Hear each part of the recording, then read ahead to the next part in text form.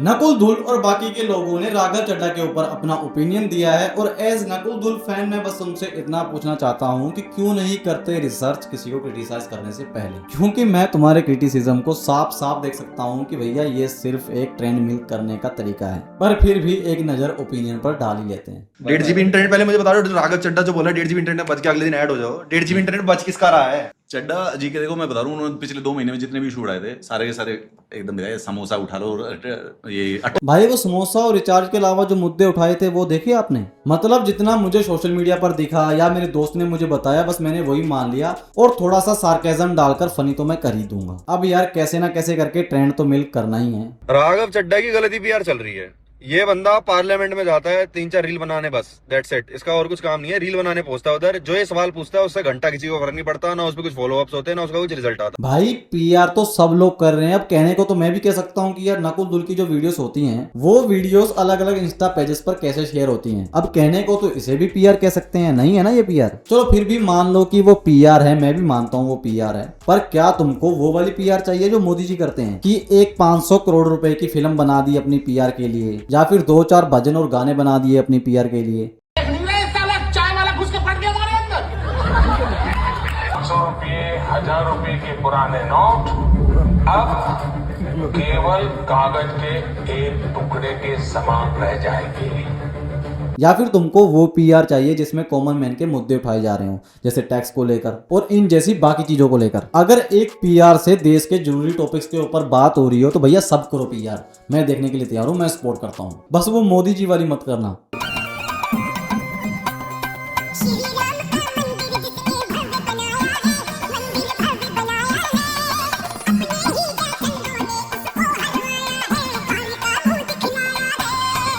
क्योंकि जिस तरह से उनका पिछला रिकॉर्ड रहा है, उनका फोकस आम आदमी के मुद्दों पर ज्यादा और पार्टी के मुद्दों पर कम रहा है, चाहे वो समोसे का मुद्दा हो या फिर टेलीकॉम कंपनीज की मनमानी की बात हो। लेकिन पर्सनली मुझे ये लगता है कि अगर राघव चड्ढा बीजेपी ज्वाइन करते हैं तो 60% उनकी गुडविल ऐसे ही खत्म हो जाए। भैया गुडविल का क्या करे जब एक आम आदमी पार्टी में एक बंदा जिसको लीडर बनाया जाता है, जो आम आदमी के मुद्दे उठाता है, जिस पार्टी का नाम भी आम आदमी पार्टी है उसमें रहकर, और वही पार्टी के लोग उस आदमी को बात करने से रोक देते हैं जिसको जिस काम के लिए रखा था, आम आदमी के मुद्दे उठाने के लिए, और फिर ये कहते हैं कि हमारी पार्टी के मेंबर हमारी पार्टी छोड़कर दूसरी पार्टी ज्वाइन कर लेते हैं। अब जिस बंदे को तुमने जो काम करने के लिए रखा है उसको वही नहीं करने दोगे तो वो बंदा आपकी पार्टी में रहकर क्या मच्छर मारेगा? और कांग्रेस में वो जाने से रहे क्योंकि राहुल गांधी की इमेज को डायरेक्ट टक्कर मिलेगी। लेकिन वहीं पर अगर वो अपनी पार्टी बनाते हैं जो कि एक टफ डिसीजन होगा तो वो डायरेक्ट पीएम की छवि को टक्कर दे सकते हैं। वैसे अगर राघव चड्ढा या फिर पीएम मोदी के बीच में अगर किसी को चुनना हुआ तो आप लोग किसको चुनोगे? मैं तो भैया उसको चुनूंगा जो खुद को भगवान ना माने और विदेशी दौरे में जाके सपना सपना ना बोले, नाली से गैस ना निकाले और जनता को हिंदू मुसलमान में ना बांटे, और देश की जमीन को 2 रुपए में ना बेचे किसी बिजनेसमैन को।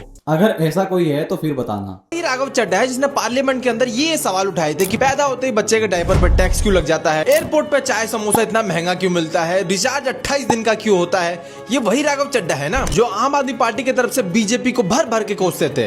लेकिन सबसे हैरानी की बात यह है आम आदमी पार्टी से बाहर निकलते ही इन्होंने बीजेपी के खिलाफ में वो पोस्ट किए थे वो सारे कुछ डिलीट कर दिए। अमित शाह और बीजेपी के अगेंस्ट जितने सवाल थे, जो चीज उनके खिलाफ थे, ये सब डिलीट कर चुके हैं।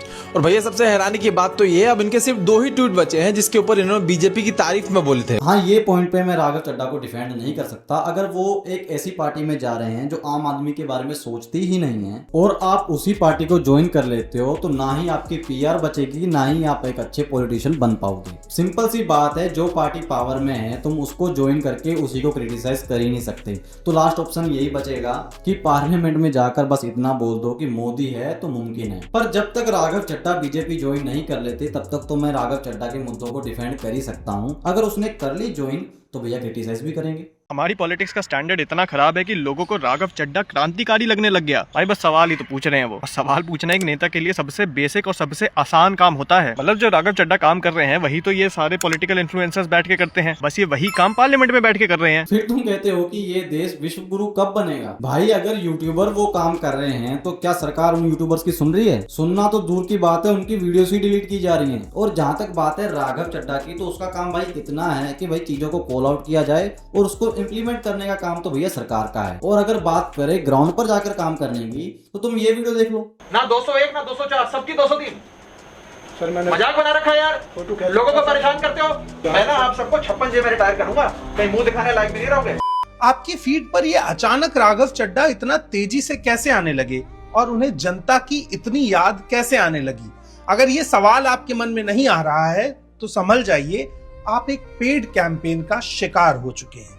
अब मेरी बात को ध्यान से समझिएगा। अरविंद केजरीवाल और आम आदमी पार्टी ने राघव चड्ढा को कॉलेज से उठा करके देश की राजनीति में स्टैब्लिश किया और उन्हीं ने राघव चड्ढा को चुप करवा दिया ये डर से कि कल को ये मेरी जगह न ले ले। और ये पीआर वाली बात तो यार मैं हर तीसरी वीडियो में देख रहा हूँ। भाई मैं मानता हूँ कि ये पेड कैंपेन है, पर इसका टाइप तो देख लो। अब ऐसे तो एनजीओ वाले भी पेड कैंपेन चलाते हैं, वो किस लिए होता है? क्या वो तुम्हारा काटना चाहते हैं या फिर तुम तक अपनी आवाज पहुंचाना चाहते हैं? मैं तो बस इतना समझता हूं कि ये पीआर वाली बात की रबड़ी बनाई जा रही है जो इनको हजम नहीं हो रही। और ये पीआर वाली बात के अलावा इनके पास कोई और चीज ही नहीं है बोलने को। राघव चड्ढा सेल्फ ब्रांडिंग कर रहा है, राघव चड्ढा अपनी पीआर कर रहा है। इसके अलावा भी कुछ चीजें होंगी आपके पास क्रिटिसाइज करने के लिए, या फिर तुम्हारी स्क्रिप्ट यहाँ पर आकर खत्म हो जाती है। अब बात करें राघव चड्ढा बीजेपी ज्वाइन कर सकते हैं या नहीं, क्योंकि लोग कह रहे हैं कि राघव चड्ढा ने अपने पुराने जो ट्वीट किए हुए थे वो डिलीट कर दिए जो उन्होंने बीजेपी को क्रिटिसाइज करते हुए किए थे। तो इस बात को भी सीरियसली लेना पड़ेगा, क्योंकि उन्होंने जो ट्वीट डिलीट किए हैं वो भी एक सोचने वाली बात है। तो मुझे भी कहीं ना कहीं लगता है कि राघव चड्ढा बीजेपी ज्वाइन कर सकते हैं, और मैं इस बात से बिल्कुल भी खुश नहीं हूँ, क्योंकि बीजेपी ज्वाइन करने के बाद अच्छे से अच्छा आदमी करप्ट बन जाता है।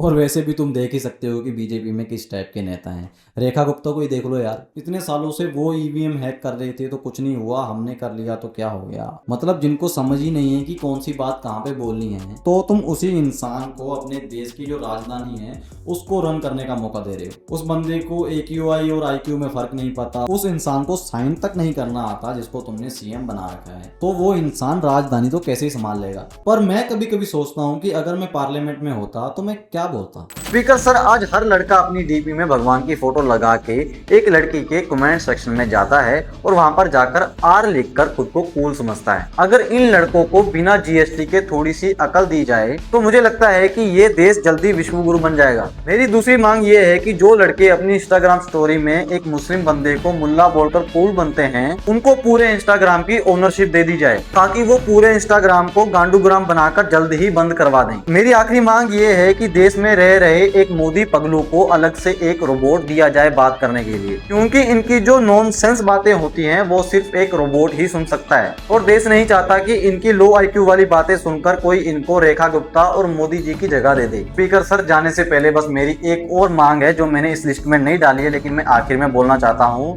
कि भैया अगर तुमको ये वीडियो पसंद आई हो तो इस वीडियो को लाइक करो, कमेंट सेक्शन में अपना ओपिनियन बताओ, और अगर तुम ऐसी ही और वीडियोस देखना चाहते हो तो भैया कर लो सब्सक्राइब यार, किसने रोक रखा तुमको। तो बस मिलते हैं नेक्स्ट वीडियो में।